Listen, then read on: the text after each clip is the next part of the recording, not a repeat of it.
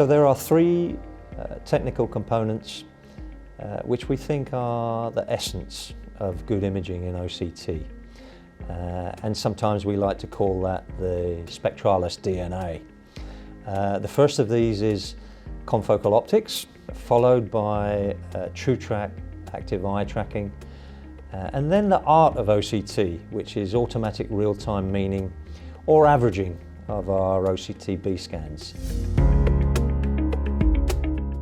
So let's talk about Confocal Optics. Unbeknownst to you, there's a very special advantage that you have just in the optics of the camera of your SPECTRALIS. So let's look at the image that we can get using confocal optics with our scanning laser. And you can see that this is an infrared reflectance image. And confocal optics gives you specially enhanced contrast and detail. And this is a structural diagnostic image. You almost can see the detail of the nerve fiber layer axons here. So the quality of information right from the beginning is exceptional. And you can see pathology immediately just by looking on this infrared image. And you can move your OCT exactly to the location that you need to in order to document the condition of the fundus. Confocal optics has other advantages.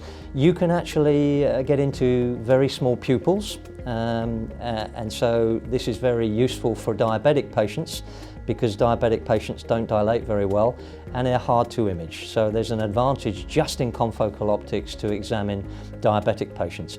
Also, you avoid scattered light from cataract. The confocal principle means that we only take the information from the point of focus, and so you're only capturing the information that you need, and you don't use the unwanted light that's scattered by the cataract. So you're much better for diabetic patients, and you're much better for cataract patients, and also any patient with a corneal condition, because that also has the effect of scattering the light. And this brings us to true track active eye tracking, or live eye tracking. This is a feature that was developed by Heidelberg Engineering for the SPECTRALIS, and you can show this very nicely if we move our fundus image up close to our OCT.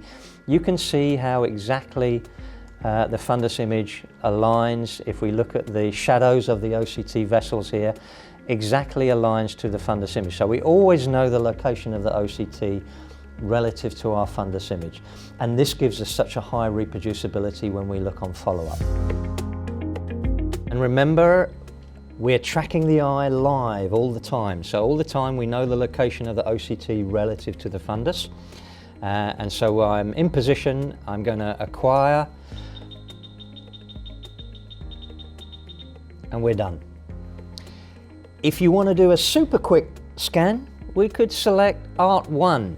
And this would be super fast, and let's see how quickly that one runs. It's done. It's really super fast. In fact, the patient has no time to move away from the scan. So let me show you slowed down what really is happening with regard to our live eye tracking. So I'm going to select a nice posterior pole scan here. We're doing an averaging of 9 frames per B scan. And that's possible because of the ability of our true track live eye tracking. So we start the scan, and maybe I ask my patient to move away, and you see how the scan stops because the instrument doesn't recognize anymore the retina, and so we stop scanning. And if I ask my patient to come back in position, we catch up exactly where we left off and continue to track the eye live. So we're tracking the eye live all the time. It doesn't really matter if your patient only has confrontation vision. We're always going to know the location of the OCT relative to the fundus image, even if they move. So let's come back to our patient with the vitreomacular traction and think about the follow-up. So, first of all, how are you going to come back to exactly the same location with your OCT? You can see that disappears. It's pretty tricky, right? So let's look at a follow-up scan and see how that works. We're going to do a baseline scan and then do a follow-up scan and show you the reproducibility. So I'm acquiring my scan and we're done. So let's save that scan. So now let's do the follow-up.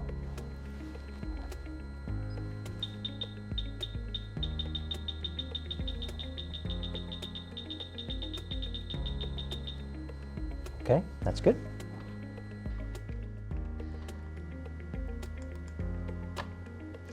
We can actually see both the baseline exam here and the follow-up exam here in the same window, and we can flick between the two exams. We can magnify and see what the difference is between the two exams, and we can review our retina. And if you notice, if I move to this location of that vessel, you can see the shadow of the vessel, and you can see that it's absolutely stable and doesn't move between the baseline and the follow-up exam. So you know you have a reliable follow-up. And let's see how repeatable that actually is. If I go to print report here, and so here we have our baseline exam, here we have our follow-up exam, and if we zoom in, you can see the difference map, and every sector here is within 0 or 1 micron reproducibility. Let's have a look at this patient here, which seems to have some pathology. Looks like a macular hole from the infrared reflectance image. And if we look on the OCT, we can see very nicely that it looks like a full thickness macular hole. We can magnify and look in great detail. We can see that the external limiting membrane is still preserved, and so there's a good possibility that if we can get the retina back in position, that patient might recover some vision.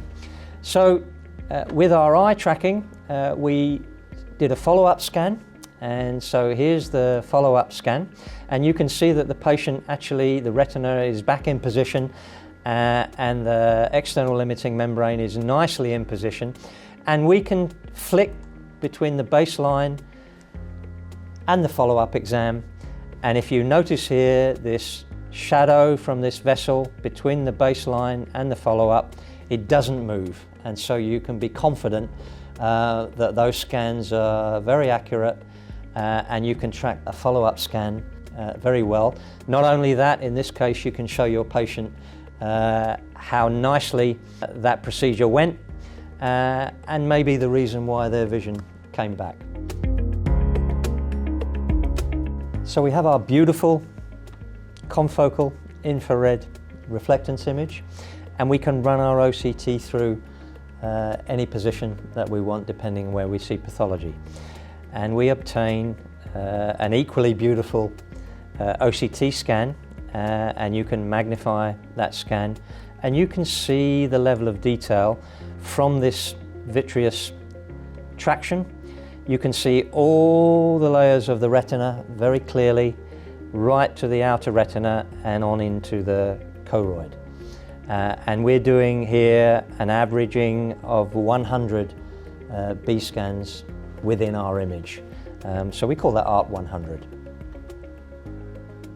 So we can segment all layers of the retina here, and so you can see the segmentation right the way down to Bruch's membrane RPE level. So here you can see a patient which is very obviously much more disrupted retina, and of course if we look on the OCT scan you can see why. But notice the detail from the vitreous right the way through the neurosensory retina, all the way through the choroid, right down to the sclera. And this again is another ART 100 image, so we've got 100 individual B scans within our complete image. And that gives us that contrast and detail within the OCT scan. So the SPECTRALIS is a true multimodal platform.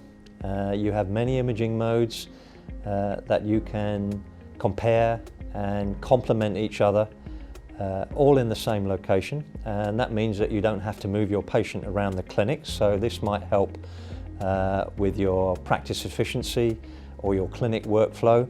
And in addition to that, it's an upgradable platform, so you can start at the most basic level and you still have the benefit of Spectralis DNA, and you can add modules as and when you need them or as and when budget becomes available. So you're never out of date, and you can say Spectralis truly is a future-proof investment platform.